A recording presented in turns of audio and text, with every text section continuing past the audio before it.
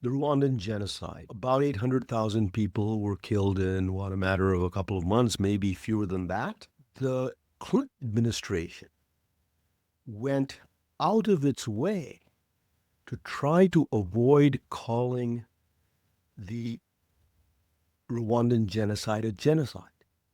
In internal memos, we now know from declassified information, they were freely referring to a genocide, but the idea was from state's legal department, don't refer to it publicly as a genocide because then you could be on the hook because you'd have to explain, well, if that's the case, and that now you're a signatory to the Genocide Convention and you've made this grandiose proclamation of universal human rights, why aren't you doing anything about it?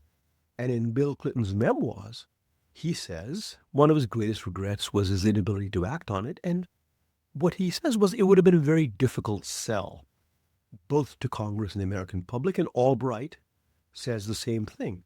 Albright says, by day 12 of the Rwandan genocide, they knew that in fact a genocide was taking place, but that it would have been very difficult to muster the domestic support necessary. That's why I'm saying that there was this contestation, even in the heyday of the 1990s and the early 2000s, between cosmopolitanism.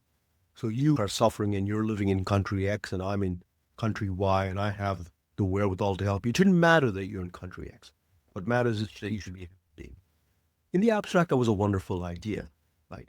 But when it comes to the behavior of states, it becomes very difficult to translate that, especially if not just treasure, but blood is maybe required to deliver on the promise of ending atrocities.